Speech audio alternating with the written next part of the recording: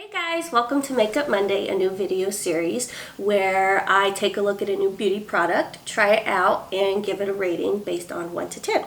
So today we are going to take a look at Lorac, I don't know, their Mega Pro Palette 3. It's got, let's see, 32 shades and for $59. Kind of pricey, but for the brand I would say it would probably be considered a bargain. There's a lot of good shades for the base. There's a good variety. A lot of warmer colors, which are going to be good for fall and winter. And just enough dark to kind of use for shadow or crease colors. I think there's a good mixture of colors for daytime wear or nighttime wear, so that's a good thing. So lately, I kind of feel like I get into a phase with my makeup where maybe I will do purples for a while or browns. Right now, what I've really been liking and getting a lot of compliments on is when I do like a pink all over with some goldeny browns in the crease. It's a good color to transition with fall. It's not too dark, but it's also just pretty enough that you can wear it from daytime to night. And this palette does have both of those shades. It also has, if you notice, all the colors at the top are matte and the bottom is shimmery, which is good because you can either do a matte look, a shimmery look, or you can kind of combine them both. I think today I'm going to go for the shimmery. There's this color Snow I always like for the brow bone. I always like kind of a white to blend in. This color Tulle I think for the lid.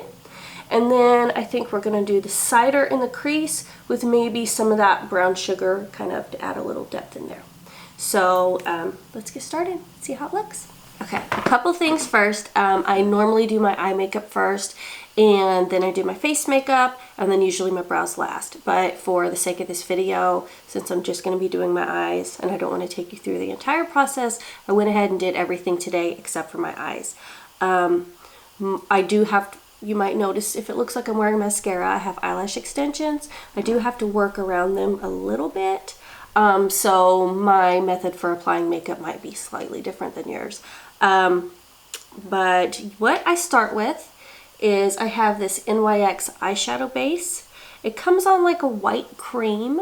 And what I like for it is it kind of works like a primer, and it makes your eyeshadow really pop at the same time because of the white color. So it kind of keeps your eyeshadow, if you ever notice, it tends to kind of just blend right into your skin. This prevents that, and it's cheap, which I like. So I apply mine with a Q-tip, again, because I have to work around my eyelashes. You would probably, if you had just normal eyelashes, be able to just use your finger, which would be a lot easier. But I just kind of go in like this. It doesn't have to be perfect. And again, normally I do my eye makeup first. I didn't used to do it that way, and this is totally ridiculous, but I don't know if you remember when Kylie Jenner did her whole Snapchat on her makeup routine, but she did it that way, and I was like, okay, I'm gonna try it. And I did, and I'm telling you, it's the best. Because number one, you get such a nice line in here, because any eyeshadow that goes out this way, when you sponge your foundation on, you can completely cover it up. It's the best. Like your eyes, everything looks so clean. It's the best. So if you don't do your makeup that way, you should really try it, because I will never do it again any other way. Okay, so as you can see, I got it on. It's not perfect. That's fine. No big deal. You're going to cover it up anyways. And we are going to start with the light shade, which is Snow. It's the whitey shade, and I'm just going to kind of do it up here. Go in, all around in here. And again, once I apply the rest of my makeup, it won't look quite as white as it does now. We'll fix it. And you can also go in with your powder brush, I usually do, and kind of just make sure all that's blended so you don't have those sharp lines, which, no good. Okay, and then we will do the lid color, which is the pinky, the Tulle. Also, I just bought this palette last night, and I came home and stuck it in my closet, and literally hid it because if Lucy sees it, it will be hers. And that is one thing that I've discovered about having a daughter, is you can't have anything nice anymore, ever. She literally, I can't tell you how many times I've gone to open up a lipstick and it's smashed or has teeth marks in it. And then you see her and it's like all over her face. Okay, now I use a brush like this. It's like I think they call it a dome brush. I have several. This is one that came in a naked palette. I have discovered I like good quality brushes. They last a lot longer and they do a better job. So this is actually a decent brush. I also like brushes by It Cosmetics. You might notice this one's another dome brush and it's an It Cosmetics brush. Their brushes are really good. And they actually have a line at Ulta that's a little bit less expensive than some of their other brushes, and they come as sets. So anyway, what you want to do with the crease shade is I always use like a medium shade, not the darkest and not the very lightest. So any of these, like kind of like here, would be good. And what I do is I just get on one of these dome brushes and I kind of rest my arm and I just kind of go like this, and it just follows the shape of your eyeball. And for the love of Pete, whatever you do, just blend it. The worst thing is when I see people who have like these sharp, like drawn on lines.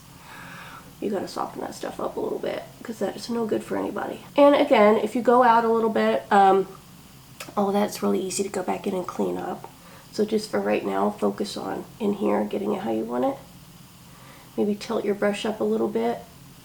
You want enough that it's visible up beyond the crease and up into here, but you don't want it going all the way up to your eyebrow. So again, we're gonna do this side and just kind of go over the shape of your eye, back and forth. Windshield wiper.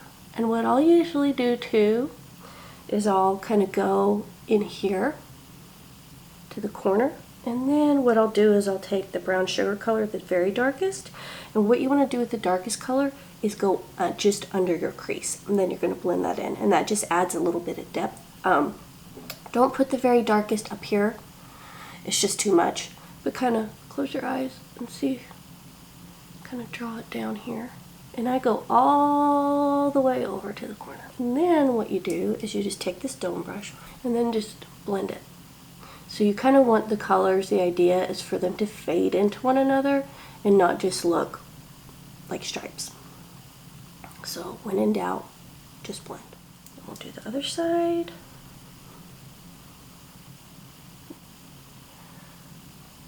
And then you can see out here, kind of got a little bit of a mess going on. What I do is I get a makeup brush and I get some more of that shade I used on my brow and I go around and I clean it up. Just like that. Just kind of go over and just clean it up. You can go in here if you kind of need to taper that down a little bit. And then just kind of use your fingers. Go in there, kind of blend it in with your, sometimes you need the warmth of your fingers a little bit to kind of get everything a little melty and mixed in. And then I will do my eyeliner. And I use a pencil only for my waterline on the bottom. That's it. I discovered a while back that eyeshadow worked best for eyeliner for me because number one, I always have a dark eyeshadow. Almost every palette comes with a black. And number two, it's just a lot more forgiving. If I make a mistake, it's easier to wipe off a powder. But once I do it, it's there all day. So I've never had any problems using eyeshadow as an eyeliner. So we're gonna line in here. And I know it kind of depends. I have big eyes. So like I can do all the eyeliner things in the world and my eyes still look fine. But if I know some people that have small eyes, it's not a thing you want to do. Lining your waterline can kind of make your eyes appear smaller. And if that's the case, I might suggest, if you've ever seen like those flesh colored pencils, they're like flesh colored, I don't like that word. But they're like the beige or like the pearl or the shimmery. Do that in there and that'll really open your eyes up. So once I do that, I take a brush like this. This is It Cosmetics. We're going to do it in the jet black on this palette. And I usually start in the corner and I just kind of press it in. And then again, if my lashes, if I didn't have these long extensions, I'd probably just, but because I do, I kind of have to work around them. So I'm going to close my eyes and pull it out, and then I start at the edge, and I just make short strokes going in. And you're just going to kind of go in like that. And the good thing is if it's not perfect, you go in and blend it a little bit, it looks fine. So do this side, and just make short strokes going in. And I know some people don't really like eyeliner, period, but I feel like go big or go home, so eyeliner every day. I make it a little bit wider at the edge and kind of work my way in. And again, if it's not perfect, because it's eyeshadow, it blends really easily. Now once I do that, I like to do a little in the bottom. I like the smokier look. So I'm going to take a little bit of this and I'm going to go in and I'm just going to go like that. Just a short line down here. Now this works really well when you do your foundation last because you can smoke it however you want and then get your sponge and get some under eye concealer and kind of cover up what you don't want, you know, to get it to where you want it to go. And then I'm going to take a little dense brush like this and I'm going to dip it in one of the darker, like the brown that I used, and I'm going to go under. And I always do that. I always use one of like the crease shades from the shadow that I did underneath to blend into the dark. And that again is just to make everything look blended so I don't have any harsh lines. You want everything to kind of look soft and blended together and not. The super harsh lines actually age your face a lot. Okay. And then I always apply a little bit of mascara to my lashes at the end. You really don't need to.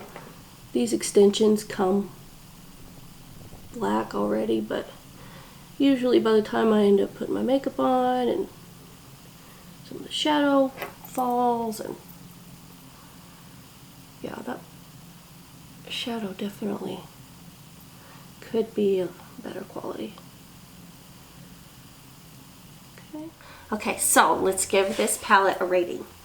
We're going to rate it on quality, colors, and value. And so let's start with the quality. I would say the quality definitely not up to par with their other palettes. We're going to give it a 6. I would say it's on par with a lot of the drugstore palettes, maybe even the higher end drugstore palettes, but not definitely up to par with like the Naked or the Lorac Unzipped palette, which is probably my favorite of theirs.